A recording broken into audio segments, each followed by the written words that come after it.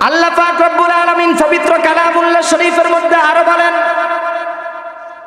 হুয়াল্লাযী খালাকাকুম মিন নাফসিন ওয়াহিদা ওয়া জাআলা মিনহা যাওজাহা লিয়াসকুনা ইলাইহা। আল্লাহ তাআলা বলেন, তোমরা শুনে রাখো, আমি আল্লাহ তাআলা তোমাদেরকে এক ব্যক্তি থেকে সৃষ্টি করেছি। ওয়া জাআলা মিনহা যাওজাহা, এবং ওই এক ব্যক্তি থেকে আবার তার সঙ্গিনীকে সৃষ্টি করলাম। মুফাসসিরিন কেরাম বলেন, আল্লাহ পাক রব্বুল আলামিন সর্বপ্রথম মানুষ হিসাবে সৃষ্টি করলেন আদম নবীকে। আদম নবীকে বানানোর পরে তিনি মনে হয় যেন সঙ্গী হারা। আল্লাহ পাক রব্বুল আলামিন ওয়া জাআলা মিনহা যাওজাহা, আদম নবীর বাম পাজরের হাড্ডি দিয়ে মা হাওয়া আলাইহিস সালাতুস সালামকে বানাইলেন। লিয়াসকুনা ইলাইহা, যাতে করে ওনার মনটা প্রশান্তি হয়ে যায়। আল্লাহ পাক রব্বুল আলামিন সূরাতুত তাওবার মধ্যে বললেন, সূরাতুত তাওবার ৭১ নম্বর আয়াতের মধ্যে আল্লাহ তাআলা বললেন, আমরা তো আজকে মনে করি যে নারী পুরুষ এটা সমান অধিকার। কি নারী পুরুষ সমান অধিকার থাকা দরকার? না না, নারীদের হচ্ছে অগ্রাধিকার। আল্লাহ তাআলা নারীদেরকে এমন কিছু কিছু সম্মান দিয়েছেন যাহা পুরুষদেরকে আল্লাহ তাআলা দেন নাই। আল্লাহ পাক রব্বুল আলামিন এই আয়াতের মধ্যে নারী পুরুষ সকলদেরকে একত্রিত করে বলতেছেন যে সবাই নামাজ পড়তে হবে, সবাই সৎ কাজের আদেশ দিতে হবে। ওয়াল মুমিনুনা ওয়াল মুমিনাতু বা'দুহুম আউলিয়াউ বা'দ ইয়া'মুরুনা বিল মা'রুফ ওয়া ইয়ানহাউনা আনিল মুনকার ওয়া ইউকিমুনাস সালাতা ওয়া ইউতুনাজ যাকাতা ওয়া ইউতিউনাল্লাহা ওয়া রাসূলাহু উলাইকা সায়ারহামুহুমুল্লাহ। আল্লাহ তাআলা বলেন, নারী পুরুষ নারী, নারী মুমিন পুরুষ মুমিন নারী, অর্থাৎ মুমিন স্বামী এবং মুমিনা নারী, মুমিনা স্ত্রী। আল্লাহ তাআলা বলেন, বা'দুহুম আউলিয়াউ বা'দ, তারা হচ্ছে একে অপরের সঙ্গী। নারী পুরুষ এবং নারী মহিলাদের কাজ কি কি আল্লাহ তাআলা বলেন, ইয়া'মুরুনা বিল মারুফ ওয়া ইয়ানহাউনা আনিল মুনকার। আল্লাহ তাআলা বলেন, নারীরাও সৎ কাজের আদেশ দিবে এবং পুরুষেরাও সৎ কাজের আদেশ দিবে। ওয়া ইয়ানহাউনা আনিল মুনকার, এবং নারীরাও অসৎ কাজ থেকে বাধা প্রদান করবে, পুরুষেরাও অসৎ কাজ থেকে বাধা প্রদান করবে। ওয়া ইউকিমুনাস সালাতা, পুরুষেরাও নামাজ পড়বে, নারীরাও নামাজ পড়বে।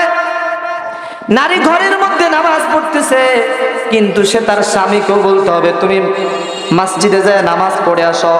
নামাজ কায়েম করার অর্থ হলো নিজের স্ত্রীও নামাজ পড়া এবং স্বামীও নামাজ আদায় করা।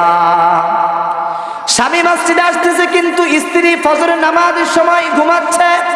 না না না না, পুরুষ মসজিদের মধ্যে নামাজ পড়ার জন্য আসবে এবং তার স্ত্রীকে ঘুম থেকে জাগ্রত করে দিবে যে তুমিও নামাজ আদায় করো। ওয়ায়ুতুনাজ যাকাতা, পুরুষ যাকাত আদায় করবে, নারীরাও যাকাত আদায় করবে। আজকাল মহিলারা তো বলে যে যাকাত তো আদায় করবে পুরুষেরা, যেহেতু তারা তো টাকা পয়সা ইনকাম করে, যেহেতু তারা চাকরিজীবী। আমরা তো চাকরিজীবী নই, আমরা তো কোনো টাকা ইনকাম করি না, আমাদের উপর কেন যাকাত ফরজ হবে? আল্লাহ তাআলা বলেন না যে পুরুষেরা যাকাত আদায় করবে। যেহেতু আল্লাহ পাক রব্বুল আলামিন শুরুতে নারী পুরুষ উভয়দেরকে কেন্দ্র করে বললেন, তাহলে যাকাত যেমন ভাবে পুরুষের উপর ফরজ, ঠিক তেমনি ভাবে ও মহিলাদের উপরও যাকাত ফরজ। আল্লাহ তাআলা এরপরে বলেন, ওয়া ইউতিউনাল্লাহা ওয়া রাসূলা, আল্লাহ এবং আল্লাহর রাসূলের ইতাআত আনুগত্য স্বামী এবং স্ত্রী করতে হবে। আল্লাহ তাআলা বলেন, ও দুনিয়ার মানুষ, তোমরা মনে করতে পারো যে এগুলো তোমরা আদায় করবে আর আমি আল্লাহ তাআলা তোমাদেরকে সওয়াব পরকালে দিব। না না না না, আমি আল্লাহ তাআলা অতি সত্বর দুনিয়াতে তোমাদের উপর রহমত বর্ষণ করব। উলাইকা সারহামুহুমুল্লাহ, পুরুষ এবং নারীদের জন্য রহমত বর্ষণ করব দুনিয়াতে। এটা হচ্ছে আমি আল্লাহ তাআলার পক্ষ থেকে দয়া স্বরূপ, কিন্তু পরকালে তাদের জন্য আমি আল্লাহ তাআলা সওয়াবের ধনভাণ্ডার রেখেছি। আলহামদুলিল্লাহ আলহামদুলিল্লাহিল্লাযী আকরাম আল্লাযী খালাকাল ইনসানা ওয়া কাররাম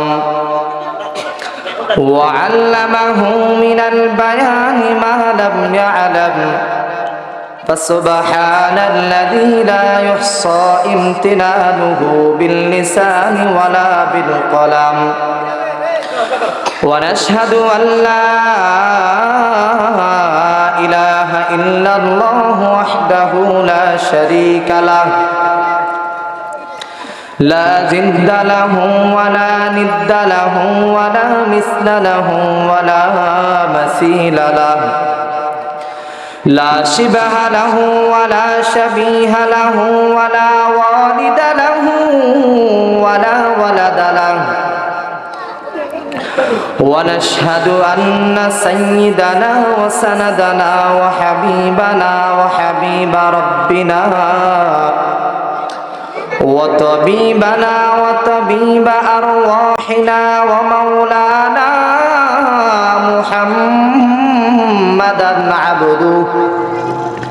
محمدا عبد الله ورسوله صلى الله تعالى عليه وعلى آله وأصحابه مفاتيح الهدى ومصابيح الدجى وسلم تسليما كثيرا كثيرا أما بعد فقد قال الله تبارك وتعالى في كلامه المجيد وفي فرقانه الحميد أعوذ بالله من الشيطان الرجيم بسم الله الرحمن الرحيم هو الذي خلقكم من نفس واحدة وجعل منها زوجها ليسكن إليها وقد رغب النبي صلى الله عليه وسلم أيما امرأة ماتت وزوجها عنها راضٍ دخلت الجنة إن الله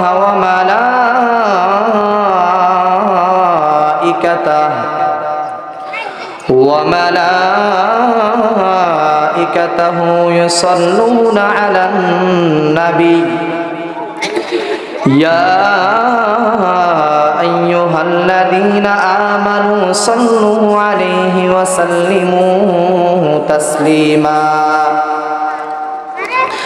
اللهم صل على محمد وعلى آل محمد كما صليت على إبراهيم وعلى آل إبراهيم إنك حميد مجيد اللهم بارك على محمد وعلى آل محمد كما باركت على إبراهيم وعلى إبراهيم إنك حميد مجيد رب زدني علما رب زدني علما رب زدني علما رب اشرح لي صدري ويسر لي أمري واحلل عقدة من لساني يفقه قولي سبحانك لا علم لنا إلا ما علمتنا إنك أنت العليم الحكيم আল্লাহ পাক রব্বুল আলামিনের দরবারে শুকরিয়া আদায় করি যে আল্লাহ পাক রব্বুল আলামিন আমাদেরকে এলাকার সমস্ত মানুষ থেকে বাছাই করে এখানে বসার তৌফিক এনায়েত করেছেন। আজকের এই মাহফিলটা হচ্ছে চরকিং দক্ষিণ গামসাখালী দারুস সালাম মাদ্রাসা ও এতিমখানার উদ্যোগে আয়োজিত আজকের মাহফিল। এই মাদ্রাসার নাম হচ্ছে দারুস সালাম। মাদ্রাসার নাম কি? দারুস সালাম। এটা কিসের নাম কে পারবেন? জান্নাতের নাম। লাহুম দারুস সালাম, কোরআন শরীফের আয়াত আছে। তাহলে দারুস সালাম একটা জান্নাতের নাম। এই নামটা যিনি নির্বাচন করেছে আল্লাহ তাআলা ওনাকে ভরপুর কামিয়াবি দান করুন। প্রত্যেকটা প্রতিষ্ঠানের নামগুলো এরকম হওয়া চাই, ঠিক না ঠিক? কোনো ব্যক্তির নাম নয়, নাম হতে হবে এমন নাম যে নামটা হবে ইসলামী নাম, ঠিক না ঠিক? যে সমস্ত প্রতিষ্ঠানগুলোর নাম আছে হিন্দুদের নাম, এগুলো পরিবর্তন করা চাই কি চাই না? সমস্ত ইসলাম অনুযায়ী যত প্রতিষ্ঠান আছে সব প্রতিষ্ঠানগুলোর নাম হবে ইসলাম অনুযায়ী, ইসলামী নাম, শরীয়ত নাম। যাই হোক, আজকের সম্মানিত সভাপতি আমার শ্রদ্ধেয় নানা, আল্লাহ তাআলা যেন ওনাকে যেন হায়াতে তৈয়বা দান করেন, তবিলে মুদ্দাত দান করেন, নেক আমলের সাথে যেন জীবন যেন উনি গুজার করতে পারেন, আল্লাহ তাআলা তৌফিক দান করুন। সাথে সাথে আমার সামনে উপবিষ্ট মুরব্বিয়ানে আওয়াম, মুআজ্জাজ মুকাররাম, তলাবায়ে ইজাম, পর্দার আড়ালে অবস্থানরতা শ্রদ্ধেয়া শাকেরা জাহেদা আবেদা সলেহা মা ও বোন, আল্লাহ পাক রব্বুল আলামিনের দরবারে শুকরিয়া আদায় করি যে মহান আল্লাহ পাক রব্বুল আলামিন আমাদেরকে জান্নাতের বাগানে আসা এবং বসার তৌফিক দান করেছেন। এজন্য আমরা সকলেই শুকরিয়া আদায় করি আলহামদুলিল্লাহ। কি ভাই, আপনারা সবাই, সবার কি প্রাণ আছে? প্রাণ আসেনি সবাই? এমন আওয়াজ দিয়েছেন মনে হয় যেন এখানে কিছু লোক মানুষ আর কিছু লোক অন্যান্য প্রাণহীন জিনিসগুলো আছে এখানে। সবাই আবার শুকরিয়া আদায় করে আলহামদুলিল্লাহ। পুরুষের কণ্ঠে বলতে হবে আলহামদুলিল্লাহ। হয় নাই, মহিলাদের আওয়াজ আরো বেশি এখন। পুরুষের কণ্ঠে আবার আল্লাহ আলহামদুলিল্লাহ বলি, পুরুষের কণ্ঠে। সিংহের কণ্ঠে শুকরিয়া আদায় করে আলহামদুলিল্লাহ। যুবকেরা বলেন তো দেখি, একটু যুবকদের আওয়াজটা শুনি। যুবকেরা বলেন আলহামদুলিল্লাহ। মুরব্বীরা হাই হাই, আপনাদের কি ম্যাচ শেষ নাকি? রু আসতেছে যাইতেছে, এজন্য আওয়াজ বন্ধ হয়ে গেছে মনে হয়। আবার সবাই এক সুরে, যাতে করে অন্যান্য মানুষ যেন জানতে পারে, অন্যান্য এলাকার লোকেরা জানতে পারে যে এখানে মাহফিল হতেছে, সবাই উচ্চ স্বরে আলহামদুলিল্লাহ। এরা খানাও খায় কম কিন্তু আওয়াজ বেশি। আমরা খানা বেশি খাই না, আমাদের আওয়াজ কম। আফসোস, এ তোমরা কিছু বলিও না। পিছনে মুরব্বীরা যারা আছে আপনারা আবারও নারায়ে তাকবীর বলেন, আল্লাহু আকবার। তোমরা বলো তো দেখি, কাফাই ফেলবো পুরো এলাকা। এজন্য যুবকদের হাতে রাষ্ট্র দেওয়া দরকার আছে না নাই? যুবকরাই ইসলাম কাফাইছে। যুবকরা কি? ইতিহাস পড়েন। আবু বকর সিদ্দিক রাদিয়াল্লাহু তাআলা যুবক ছিলেন, ওমর ইবনে খাত্তাব রাদিয়াল্লাহু তাআলা আনহু যুবক ছিলেন, আলী রাদিয়াল্লাহু তাআলা আনহু টকবকে যুবক ছিলেন, ওসমান ইবনে আফফান রাদিয়াল্লাহু তাআলা আনহু টকবকে যুবক ছিলেন, খালিদ ইবনে ওয়ালিদ একাই 30,000 কাফেরদের সাথে লড়াই করে তিনি বিজয় হয়েছেন। এরা সবাই বৃদ্ধ না যুবক? আপনারা তো যুবক আছেন, আপনাদের আওয়াজ এত কম কেন?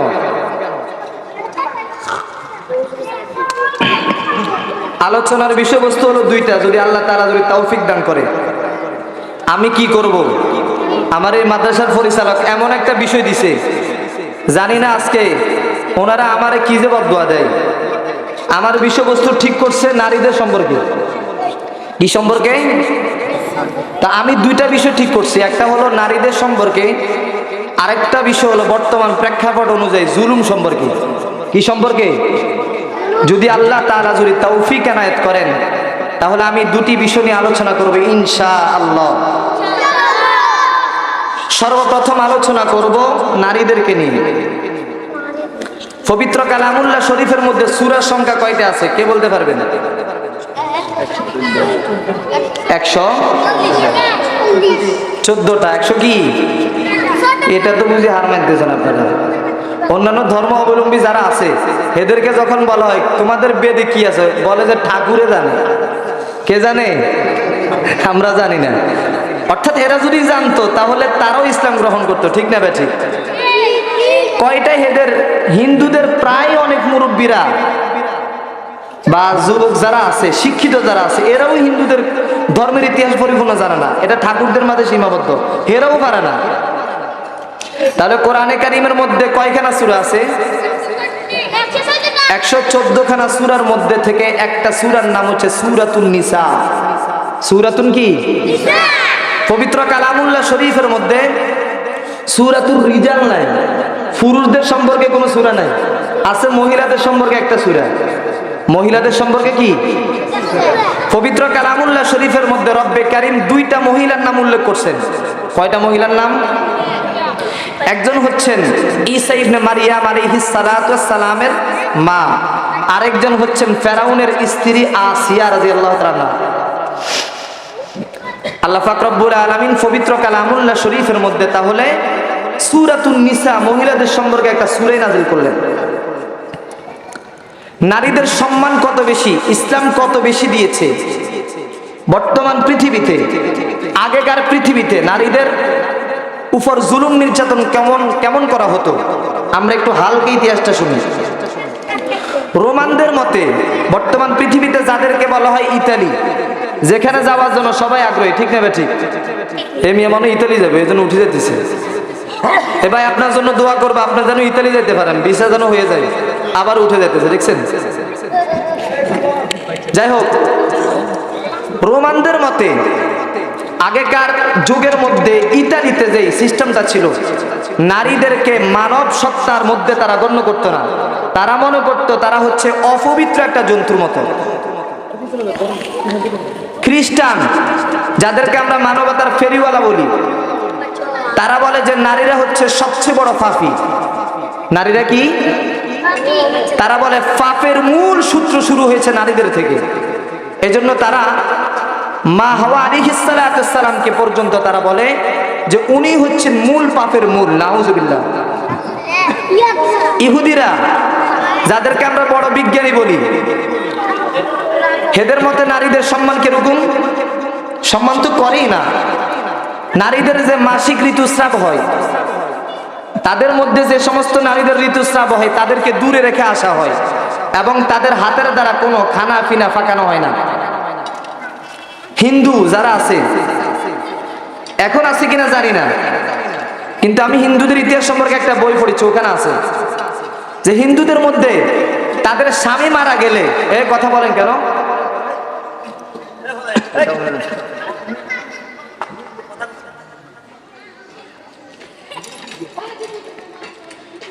তাদের স্বামী মারা গেলে ওই স্ত্রীকে গঙ্গা নদীতে ভাসিয়ে দেওয়া হইতো এবং তাদেরকে ভগবানের উদ্দেশ্যে মেরে ফেলা হইতো এবং তাদের থেকে তারা যে সম্পত্তি পাইতো মিরাস, এটা থেকে তাদেরকে বঞ্চিত রাখা হইতো।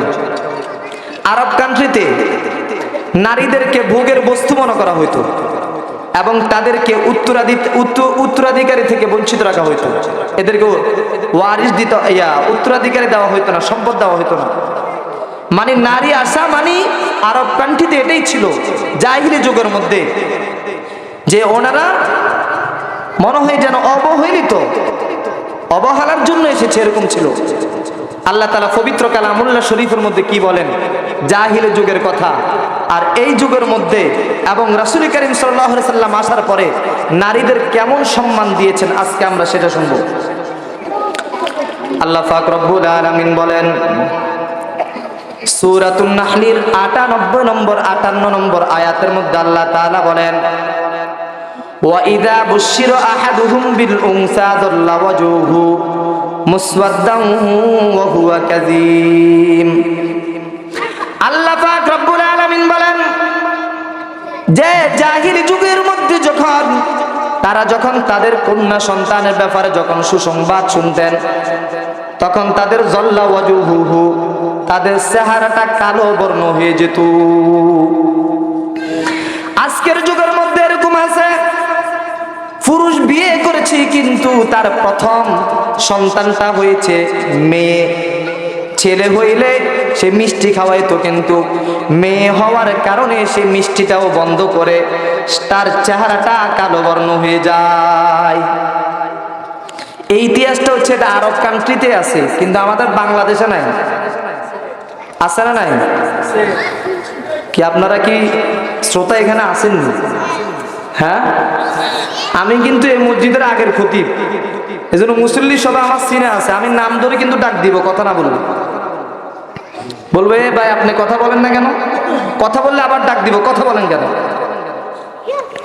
তাহলে জাহিলি যুগের মধ্যে এরকম ছিল, মেয়ে যখন শুনতো যে মেয়ে হয়েছে তখন তার চেহারাটা কালো বর্ণ হয়ে যেত। আল্লাহ তাআলা বলেন ইয়াতাওয়ারা মিনাল কওমি মিন সুই মা বুশিরা বি। আল্লাহ পাক রব্বুল আলামিন বলেন তারা মানুষদের থেকে গোপন হয়ে যেত। আময়াদুসুহু ফিত তুরাব, এবং তারা লজ্জিত হয়ে যেত এবং তাদের সন্তানটাকে, মেয়ে সন্তানটাকে তারা দাফন করে ফেলতো। মেয়েদেরকে দাফন করার ক্ষেত্রে সবচেয়ে বড় সরদার ছিলেন দিহিয়া কালবি রাদিয়াল্লাহু তাআলা আনহু। আল্লাহ রাসূলের কাছে একদিন দিহিয়া কালবি বলতেছেন, নবী গো, আমি আমার মেয়েকে এমন ভাবে দাফন করেছি যে আমার মেয়েকে আমি সুন্দর করে সাজিয়ে সজ্জিত করে মরুভূমিতে নিয়ে গেলাম। আমার মেয়ে আমাকে বারবার বলতেছে, ও বাবা, তুমি আমাকে কেন বাড়ি থেকে সাজিয়ে এখানে আনলা মরুভূমিতে? ও বাবা, দাওয়াত আছে কিনা? বললেন না না, দাওয়াত নাই। দিহিয়া কালবি রাদিয়াল্লাহু তাআলা আনহু তিনি কবর খনন করলেন, আর ওই সন্তানটা, মেয়ে সন্তানটা বাবার গামটা তার কাপড় দিয়ে মুছতেছে। কবর খনন করতেছেন, বালুগুলো মাথার মধ্যে লাগতেছেন। ওই মেয়েটা বালুগুলো কাপড় দিয়ে মুছে দিচ্ছেন। বাবাকে বলতেছেন, ও বাবা, কি জন্য তুমি কবরটা খনন করতেছো? দাহিয়া কালবি বলেন, তুমি কিছুক্ষণ পরে দেখবা যে কি জন্য কবরটা খনন করতেছি। দাহিয়া কালবি কবরটাকে এমন ভাবে গর্ত করলেন যাতে করে মেয়ে সন্তানটা যেন উপরের দিকে যেন না উঠতে পারে। দাহিয়া কালবি তার মেয়েটাকে কবরের মধ্যে রাখলেন।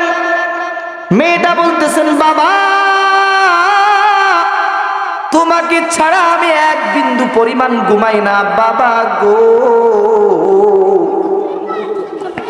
তুমি বাবা হয়ে আমাকে কেন এখানে রাখতেছো? আল্লাহ নবীর কাছে কান্না কান্না করে বলতেছেন, দাহিয়া কালবি নবী গো, জাহিলি যুগে আমার আদরের কলিজার টুকরা মেয়েটার প্রতি কোনো দরদ আসে নাই।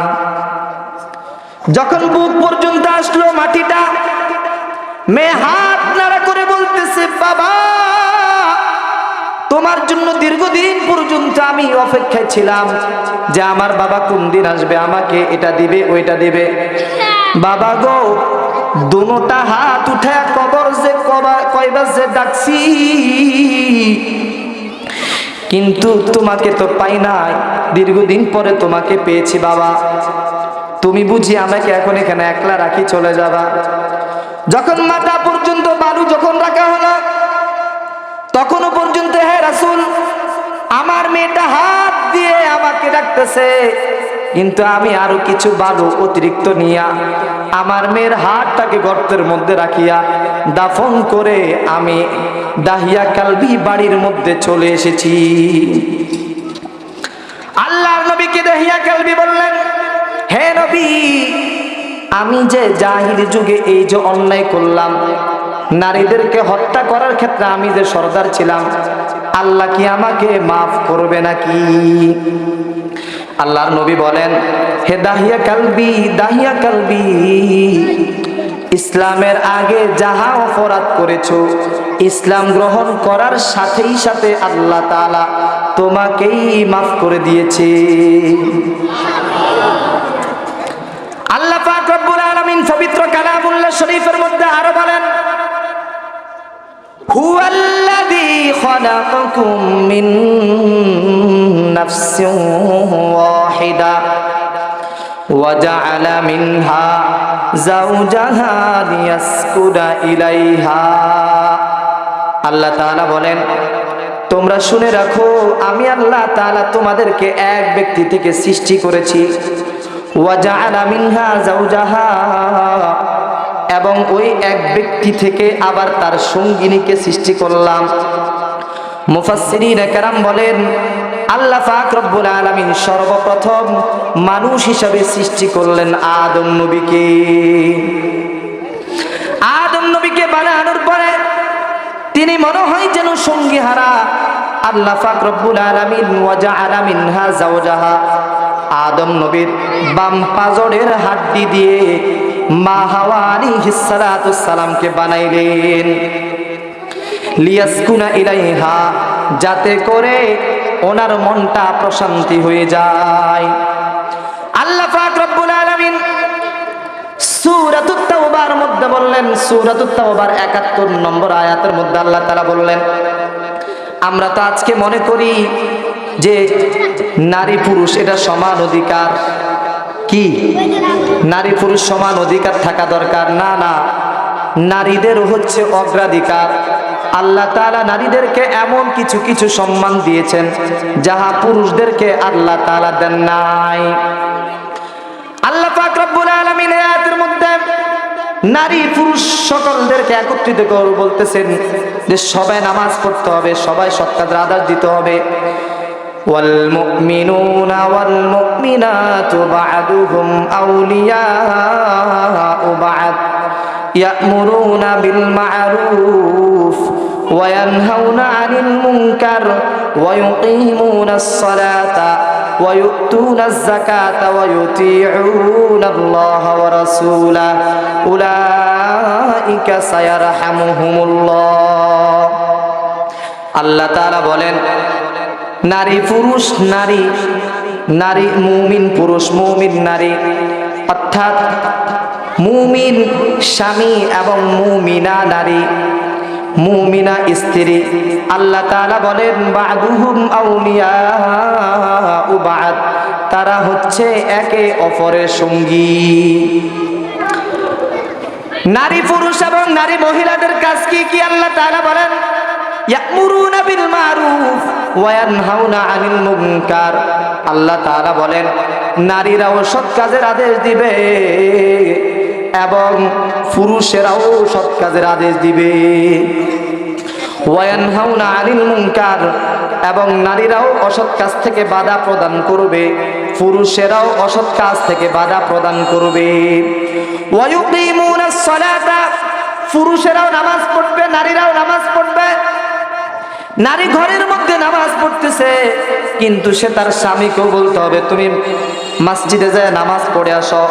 নামাজ কায়েম করার অর্থ হলো নিজের স্ত্রীও নামাজ পড়া এবং স্বামীও নামাজ আদায় করা।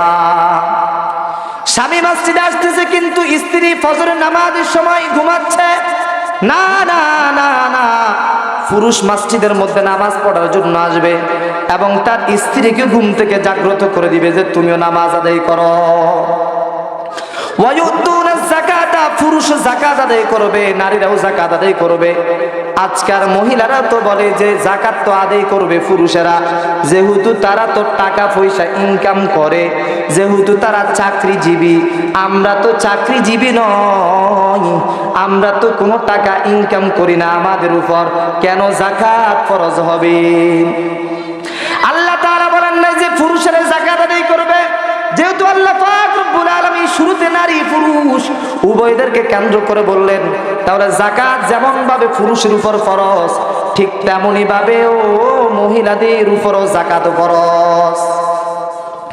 আল্লাহ তাআলা এরপরে বলেন ওয়ায়ুতিউনাল্লাহা ওয়া রাসূলা, আল্লাহ এবং আল্লাহর রাসূলের ইতাআত আনুগত্য স্বামী এবং স্ত্রী করতে হবে।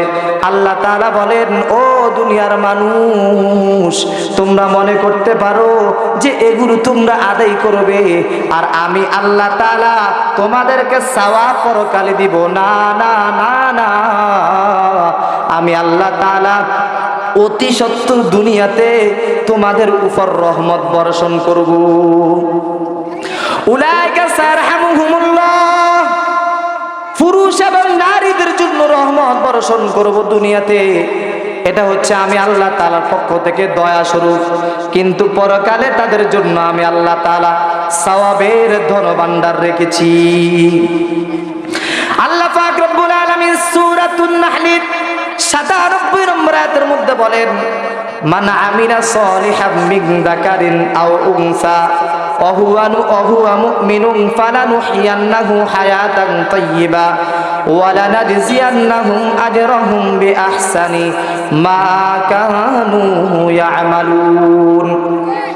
আল্লাহ পাক রব্বুল আলামিন বলেন নারী পুরুষ সকলে নেক আমল করতে হবে। নারীরাই শুধু নেক আমল করবে শুধু তাই না, পুরুষও নেক আমল করতে হবে। আল্লাহ তাআলা বলেন এরে বান্দা, দুনিয়ার মধ্যে এমন একটা জীবন দান করব যে জীবনটা হবে পবিত্রময় জীবন, আর পরকালে তোমাদের জন্য রয়েছে উত্তম প্রতিদান। নারীরাও মনে করতে পারে যে যেহেতু পুরুষদের অনেক কাজ, পুরুষদের অনেক আমল, যেমন নারীদের উপর জানাজার নামাজ এটা ফরজ নয়, নারীদের উপর জুমার নামাজ ফরজ নয়, আছে ফরজ। নারীরাও মনে করতে পারে যে পুরুষদের জন্য আলাদা জান্নাত হবে, নারীদের জন্য আলাদা জান্নাত হবে। না না না না, আল্লাহ পাক রব্বুল আলামিন বলেন وَمَن يَعْمَلْ مِنَ الصَّالِحَاتِ مِن ذَكَرٍ أَوْ أُنثَىٰ وَهُوَ مُؤْمِنٌ فَأُولَٰئِكَ يَدْخُلُونَ الْجَنَّةَ وَلَا يُظْلَمُونَ نَقِيرًا। আল্লাহ পাক রব্বুল আলামিন বলেন নারী এবং পুরুষ যদি উভয়জন যদি নেক আমল যদি করে, আমি আল্লাহ পাক রব্বুল আলামিন তাদেরকে জান্নাত দান করব। তবে জান্নাত দান করার ক্ষেত্রেই আমি আল্লাহ পাক রব্বুল আলামিন ওয়ালা ইউজলামুনা নাকিরা, আল্লাহ তাআলা বলেন কিঞ্চিত পরিমাণ জান্নাত দেওয়ার ক্ষেত্রে নারী পুরুষদের ক্ষেত্রে আমি আল্লাহ তাআলা জুলুম করব না।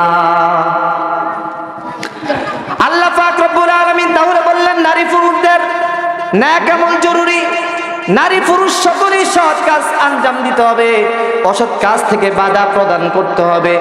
আল্লাহর নবী বলেন হাদিস শরীফের মধ্যে কি বলেন দেখেন নারীদের কেমন মর্যাদা, কন্যা হিসাবে নারীদের মর্যাদা কেমন, আবার স্ত্রী হিসাবে নারীদের মর্যাদা কেমন, আবার মা হিসাবে নারীদের মর্যাদা কেমন। নারীরা 3 রকমের হয়। প্রথমে হয় কন্যা, এরপরে হয়ে যায় স্ত্রী, এরপরে হয়ে যায় মা। আল্লাহর নবী বলেন যে নারীরা কেমন সম্মানিত, কন্যা হিসাবে তাদের মর্যাদা কেমন। মুসনাদে আহমদের মধ্যে হাদিসটা আছে, মুসনাদে আহমদের 1957 নম্বর হাদিস। আল্লাহর নবী বলেন ক্বালা রাসূলুল্লাহ সাল্লাল্লাহু আলাইহি ওয়াসাল্লাম মান উরিদাত লাহু ইবনাতুন ফালাম ইয়াইদহা ওয়ালাম ইউহিন্নাহা ওয়ালাম ইউসির ওয়ালাদাহু আলাইহা ইয়ানি যুকুর আদখালাহুল্লাহু বিহাল জান্নাহ।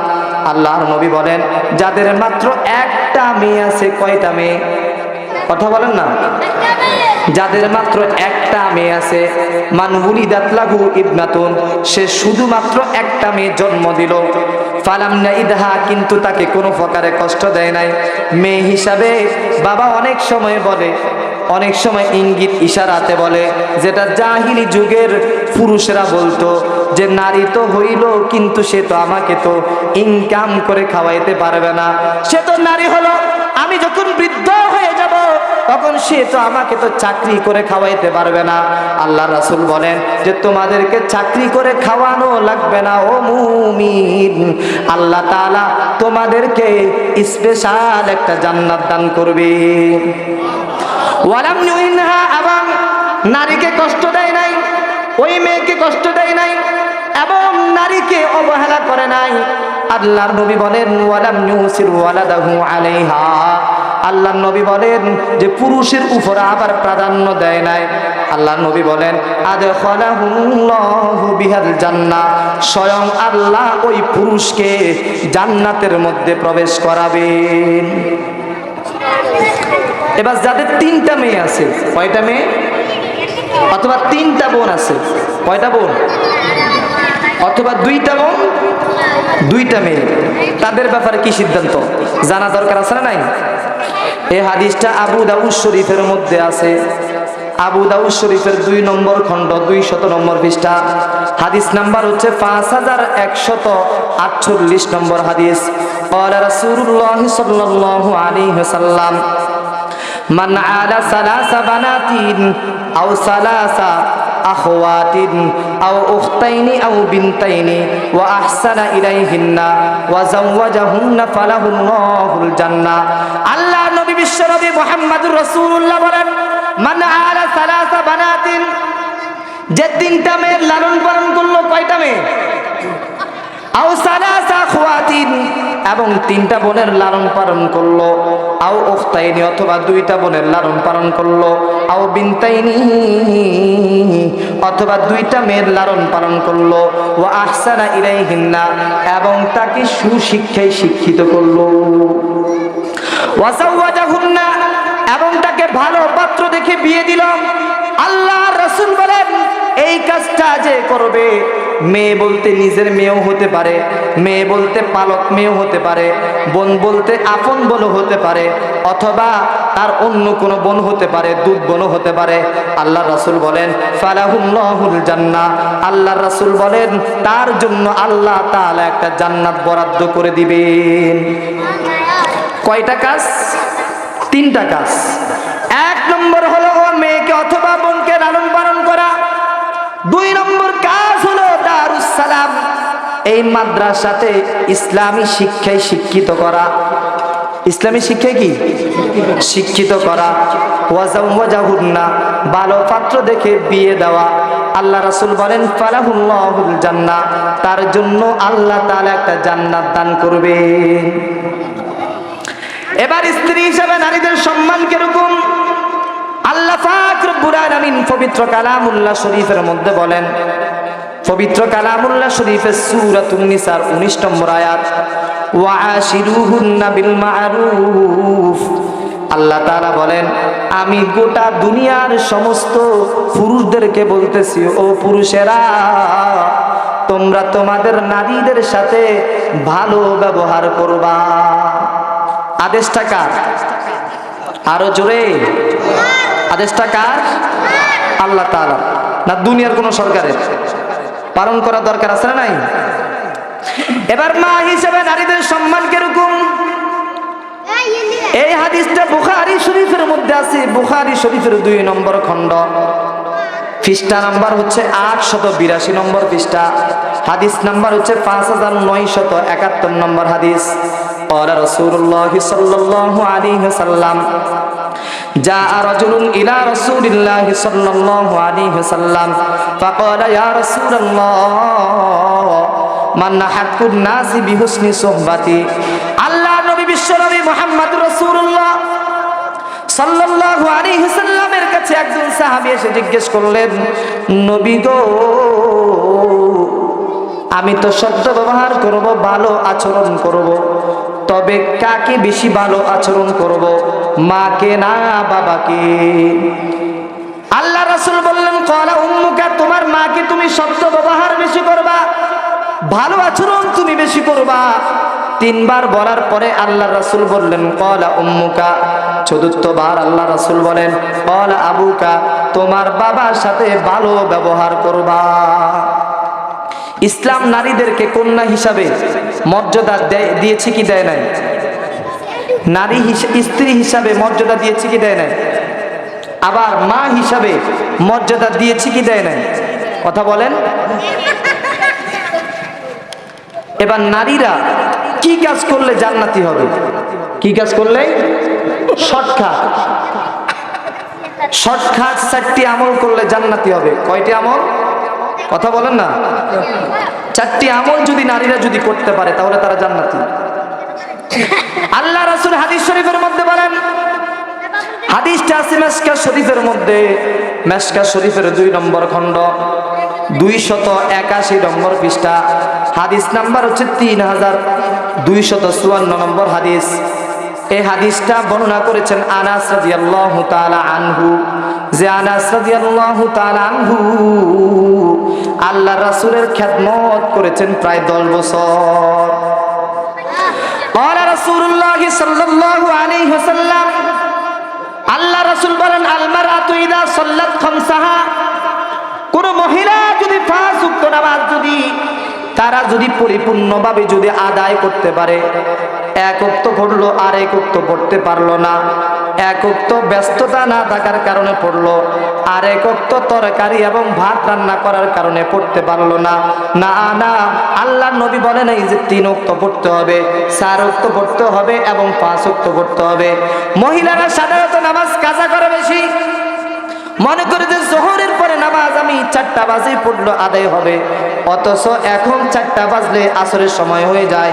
না না, কাজা করা লাগবে না, নির্দিষ্ট সময়ে যদি 5 ওয়াক্ত নামাজ যদি আদায় করতে পারে। আবার আরো 3টি আমল হচ্ছে, আল্লাহর নবী বলেন ওয়া আসামাত শাহরাহা, আল্লাহর নবী বলেন নারীরা যদি রমজানের রোজা যদি রাখতে পারে, ওয়া আহসানাত ফারজাহা, তারা যদি তাদের লজ্জাস্থানের হেফাজত করতে পারে, ওয়া তুআত বালাহা, এবং ওই নারী যদি তার স্বামীর যদি আনুগত্য যদি করতে পারে। আনুগত্য কাকে বলা হয়? বাংলাতেও আনুগত্য আর আরবিতে বলা হয় এতাআত। এতাআত বা আনুগত্য ওই লোকটার করা যাবে যেই লোকের মধ্যে আল্লাহ এবং রাসূলের তরিকা এবং হুকুমটা আছে। স্বামী যদি কোনো স্ত্রীকে যদি বলে যে তোমাকে আমি আদেশ দিচ্ছি তুমি আমার আনুগত্য করো, আমার ভাইয়ের বিয়ে তোমাকে ওখানে পর্দা ছাড়া যাইতে হবে, না না, স্বামীর আদেশ পালন করা যাবে না। কারণ আল্লাহ রাসূলের স্পষ্ট হাদিস, লা তুআতা লিমাখলুকিন ফি মাসিয়াতিল খালিক, স্বামী সহ গোটা পৃথিবীর নবী রাসূল সহকারে সবাই হচ্ছে মাখলুক, সৃষ্টিজীব, আর আল্লাহ তাআলা হচ্ছেন খালেক, স্রষ্টা। মাখলুককে সন্তুষ্ট রেখে খালেককে আল্লাহকে অসন্তুষ্ট করা যাবে না। তাহলে স্বামী যদি ইসলামী কোনো মাইন্ডের কথা বলে সেটা মানা স্ত্রীর জন্য কর্তব্য। আল্লাহ রাসূল বলেন 4টি আমল যদি তাহলে নারীরা করতে পারে। 1 নম্বর আমল কি? 5 ওয়াক্ত নামাজ আদায় করা। 2 নম্বর আমল হচ্ছে রমজানের রোজা রাখা। 3 নম্বর আমল হচ্ছে যে তার লজ্জাস্থানের হেফাজত করা। 4 নম্বর আমল হচ্ছে যে তার স্বামী যদি কোনো বিষয়ে ইসলামী কোনো বিষয় যদি তাকে যদি আদেশ প্রদান করে তাহলে আনুগত্য করা। আল্লাহ রাসূল বলেন এই 4টি আমল যদি নারীরা যদি করতে পারে, ফালতাদখুল মিন আই আবওয়াবিল জান্নাতি শাআত, আল্লাহ রাসূল বলেন ওই মহিলা যেই দরজা দিয়ে জান্নাতের যে দরজা দিয়ে যেতে চায় তাহলে সে সেই দরজা দিয়ে প্রবেশ করতে পারবে। জান্নাতের মধ্যে গেট থাকবে। আপনাদের এলাকাতে গেট হয় কি হয় না? তবে গেটটা যেন হয় এটা হয় বিয়ের গেট। কিসের গেট? আমি তো শুনেছি এলাকার মধ্যে কোনো বিয়ের গেট হয় না। না হয়? হয় কি হয় না? কথা বলেন না কেন? বিয়ের গেট কি হয় কি হয় না? এটা কোত্থেকে আসছে জানেন? আমাদের কিছু কিছু মুসলমান আছে যে যাদের কৃষ্টি কালচার গুলো হচ্ছে ইহুদি খ্রিস্টানদের মতো। কিসের মতো? এটার বদরসম তৈরি করেছে হিন্দুরা। শুনলে শুনুক, সমস্যা নাই। তৈরি করেছে কারা? হিন্দুরা, ইহুদি খ্রিস্টানরা। তো এটা দেখি দেখি মুসলমানরা মনে করতেছে না, মনে হয় যেন গেটটা করলে গিফট বেশি পাইবে। কি পাইব? যদি বড় গেট দেখে তাহলে লোক সংখ্যা বেশি আসবো, গিফট বেশি পাইব, আর মেয়ে পক্ষের লোকেরা টাকাও বেশি পাইব। ঠিক না বেটি? এই এলাকার মধ্যে বিয়ের গেট বন্ধ করা চাই কি চাই না? কথা বলেন না কেন? চাই কি চাই না? ইহুদি খ্রিস্টানদের কোন কৃষ্টি কালচার গুলো কোন মুসলমান অবলম্বন করতে পারে না। এটা আমি বললাম, আমি পালন করুন। আর আপনারা নিজেরা শুধু বসে বসে কেউ কেউ বুট খেতেছে মনে হয়, নিজেরা বসে বসে কি পড়েন? কি ইনশাল্লাহ এলাকার মধ্যে কোন বিয়ের অনুষ্ঠানে গেট হবে? আরেকটা কথা, বিয়ে তো কোনো বাদ্যযন্ত্র হবে নাকি? কথা বলেন না। আচ্ছা, বাদ্যযন্ত্র হালাল না হারাম? আচ্ছা, হারামের পক্ষে কারা কারা আছেন? হাত উঠান তো। মাশাআল্লাহ, নাউজুবিল্লাহ। এই যে যারা হাত উঠেছে, আপনারা তো মোটামুটি হাত উঠেছেন।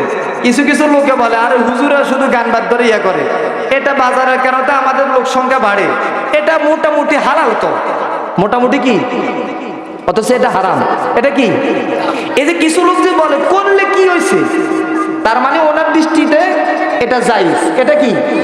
আল্লাহ রাসূল জানতেন যে শেষ যুগের লোকেরা কিছু লোকের বলবে যে এটা করলে কি হয়েছে। আল্লাহ রাসূল বলেন, শুনবেন হাদিসটা। এই হাদিসটা বুখারী শরীফের 5990 নম্বর হাদিস।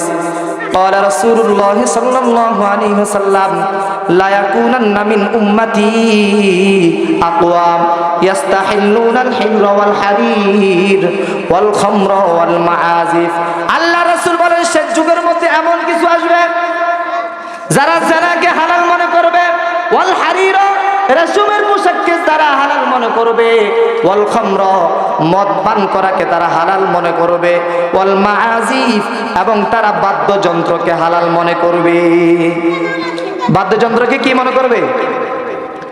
এই যে বললো বাউল শিল্পী, যে আল্লাহ তাআলা তো কোরআনে কারীমের মধ্যে নাচের কথা জায়েজ বলছেন। কি বলছেন? কথা বলেন না।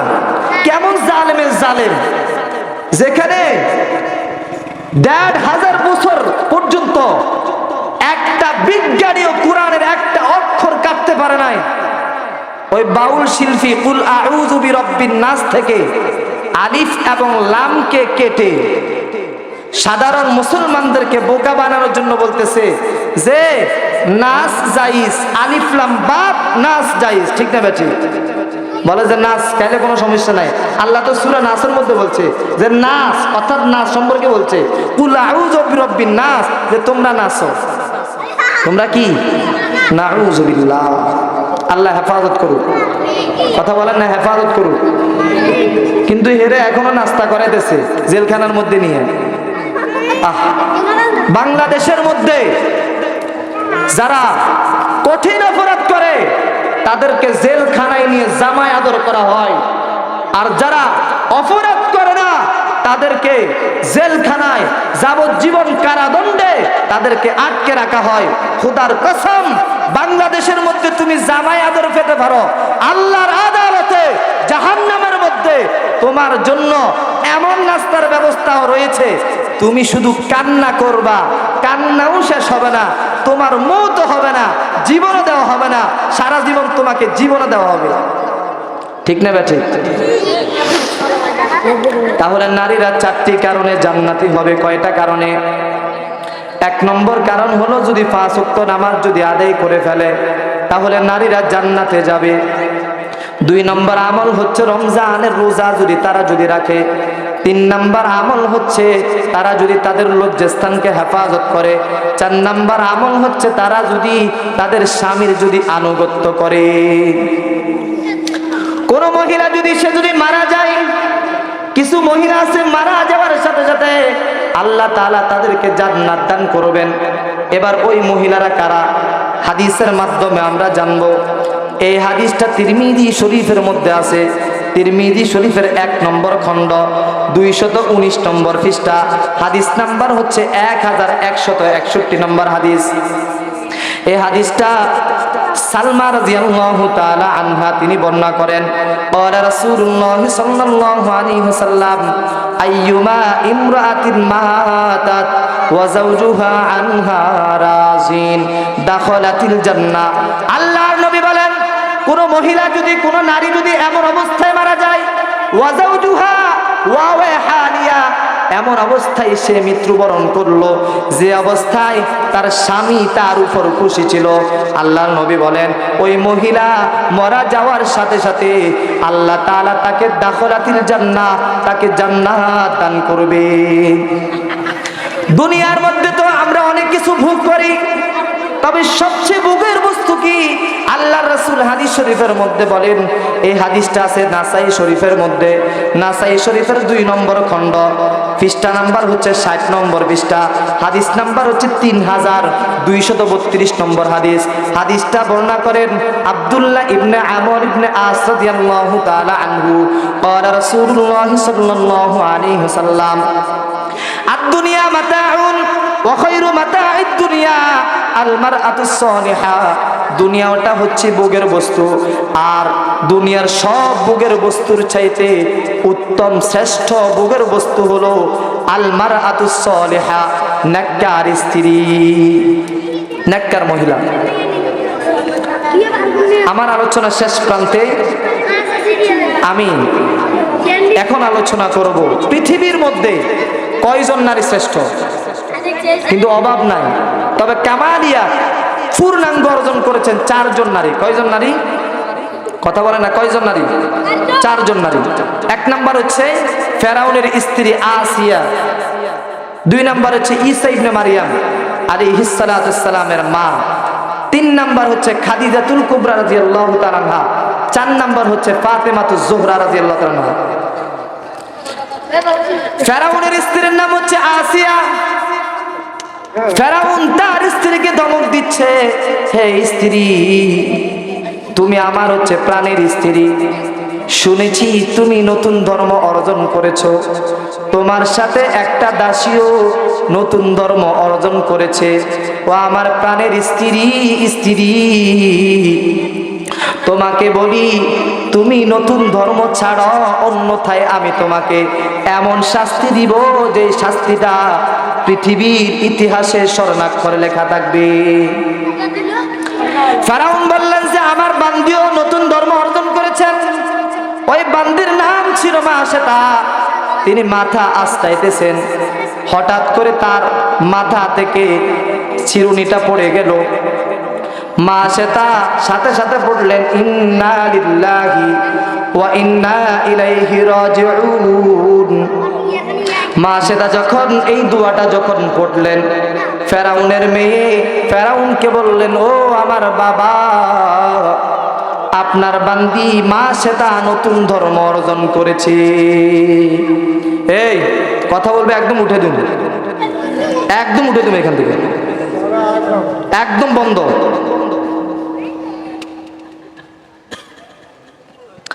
ফেরাউনের মেয়ে যখন ফেরাউনকে বললেন, হে আমার বাবা, আপনার বান্দি মাসেদা ইসলাম গ্রহণ করেছে, ঈমান গ্রহণ করেছে।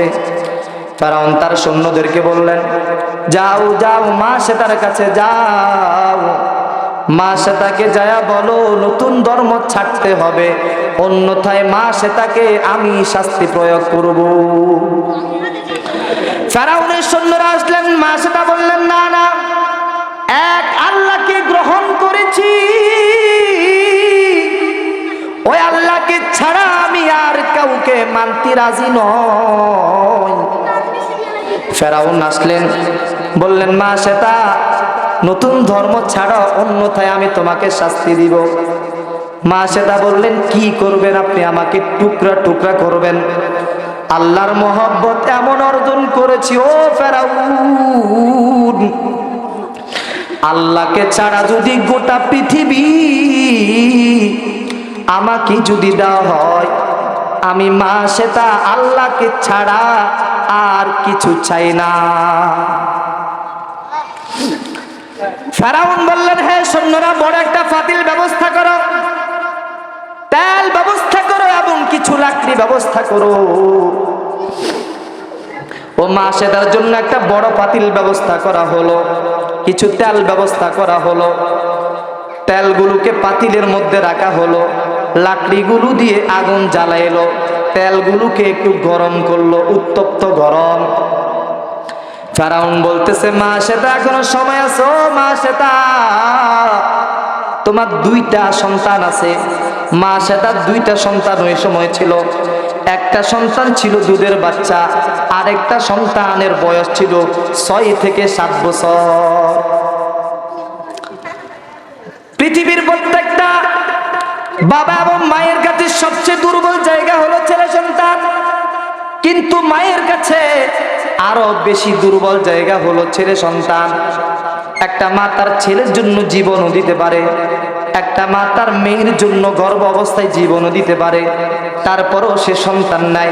কোনো মা একবার কষ্ট করে সন্তান নেওয়ার পরে দ্বিতীয়বার বলে না আমি আর সন্তান প্রসব করব না। এ মা এত কষ্ট করে সন্তানকে লালন পালন করে। ও মুমিন, ওই ফেরাউন মা সেটাকে বলতেছে এখনো সময় আছে। ফেরাউন সে তার 6 থেকে 7 বছরের বাচ্চাটাকে তেলের মধ্যে ফালাই দিলেন। ফেরাউন মা সেটাকে বলতেছেন হে মা সেটা, এখনো পর্যন্ত সময় আছে, দুধের বাচ্চাটা তোমার এখনো পর্যন্ত দুধ খাইতেছে, এই সন্তানকে দেখলেও আমার মায়া লাগে, তোমার কাছে তো আরো বেশি মায়া লাগবে। ফেরাউনকে উদারত ভাবে জবাব দিলেন ফেরাউন, আমার যদি 4টা 5টা সন্তান যদি থাকতো, আমি আল্লাহ কি পাওয়ার জন্য আমি আমার সন্তানদেরকে জ্বালাই দিতে পারতাম। এবার দুধের বাচ্চাটাকে ফেরাউন হাতের মধ্যে নিল, এভাবে দেখাইলেন, উত্তপ্ত ওই পাতিলের মধ্যে রাখলেন এবং বলতেছেন এখনো সময় আছে। আস্তে আস্তে নিচে নামাইতেছে এবং বারবার বলতেছেন যে সময় আছে, আমি তেলের মধ্যে পালাই দিতেছি। মা সেটা ডাক দিয়া বলে ও ফেরাউন, আল্লাহর মহব্বত, আমার একটা সন্তানটাকে তুমি তেলের মধ্যে পালানোর পরও আমার সন্তানের মহব্বত নাই। এখনো পর্যন্ত আল্লাহর মহব্বত আমার অন্তরের মধ্যে বিরাজ করতেছে। ছোট বাচ্চাটাকে, দুধের বাচ্চাটাকে তেলের মধ্যে পালাই দিলেন ফেরাউন। ওই মা সেটাকে বললেন এখনো সময় আছে, এবার তোমার পালা। আসিয়া রাদিয়াল্লাহু তাআলা আনহা দূর থেকে দেখতেছেন যে এরকম শাস্তি প্রয়োগ করতেছেন। আসিয়া দেখতেছেন তার ঈমান আরো তরুতাজা হচ্ছে। ফেরাউনকে মা সেটা বললেন হে ফেরাউন, মা সেটা বললেন হে ফেরাউন, এবার তো তুমি আমাকে তেলের মধ্যে পালাইবা। যেহেতু 6 থেকে 7 বছরের বাচ্চার প্রতি তোমার দয়া হয় নাই, ছোট বাচ্চা দুধের বাচ্চা, এই বাচ্চার প্রতি যেহেতু তোমার দয়া হয় নাই, এবার তো তুমি আমাকে তেলের মধ্যে পালাইবা আমি জানি। তবে তোমার কাছে আমার সর্বশেষ ওসিয়ত হলো, নসিহত হলো, তুমি আমাদের ছেলে আর ছোট বাচ্চা এবং 7 বছরের বাচ্চাটার হাড্ডিগুলো, আমার হাড্ডিগুলো মিশরের পবিত্রময় স্থানের মধ্যে দাফন করবা। ফেরাউন বলল ঠিক আছে আমি দাফন করব। কিছুক্ষণ পরেই আল্লাহ পাক রব্বুল আলামিন কুদরতি ভাবে একটা দৃশ্য দেখাই দিলেন। দেখতেছেন ওই দুধের বাচ্চা 7 বছরের বাচ্চাটা মাকে ডাক দিয়ে বলতেছে ও মা, তুমি অতি দ্রুত আসো এবং আমাদের সাথে সাথে জান্নাতে একত্রিত হয়ে যাও। ওই মা দেখতে পাইলেন যে 2টা সন্তান জান্নাতের মধ্যে উঠতেছে। ওই মা সেটা এই দৃশ্যটা দেখে দেখে মা সেটাকে হাত দিয়ে ধরার লাগেন নাই, মা সেটা লাফ দিলেন আগুনের মধ্যে ও উত্তপ্ত তেলের মধ্যে লাফ দিলেন। ফেরাউন মা এবং দুটি সন্তান এই হাড্ডিগুলোকে পবিত্রময় স্থানের মধ্যে দাফন করলেন। আল্লাহর নবী বাইতুল্লাহ শরীফ থেকে বাইতুল মুকাদ্দাসে যাচ্ছিলেন মেরাজের রজনীতে। ডান পাশে হলো জিব্রাইল, বাম পাশে হলো মিকাইল। হঠাৎ করে দেখতেছেন যে মিশর থেকে একটা সুঘ্রাণ আসতেছে। আল্লাহর নবী জিব্রাইল ফেরেশতাকে বলে, ও জিব্রাইল, তোমাকে বলি আমি মনে হয় যেন, আমি নবী মনে হয় যেন জান্নাতের কাছাকাছি চলে এসেছি। এত সুন্দর সুঘ্রাণ কোত্থেকে আসতেছে হে জিব্রাইল? জিব্রাইল আল্লাহর নবীকে বললেন, হে আল্লাহর নবী, ফেরাউন তার দাসীকে আর তার দুইটা সন্তানকে মিশরের পবিত্রময় স্থানের মধ্যে তার হাড্ডিগুলোকে দাফন করেছে। আল্লাহ তাআলা কুদরতি ভাবে তাদের কবরটাকে মেশক আম্বারের গ্রান বানায় দিয়েছে।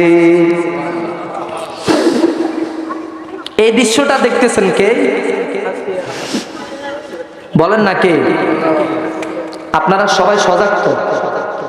আমি এই মসজিদের জুমা পড়াবানোর সময় কোন একটা লোকেরও ঘুম যেতেন দিলেন, এখনো যেখানে পড়ায় ঘুম যেতেন দিলেন, এবং কথা বললে খবর আছে ওনাদের। সবাই সজাগ তো? সবাই সচেতন তো? দেখতেছেন কে? কয়বার বলতাম কে দেখতেছেন?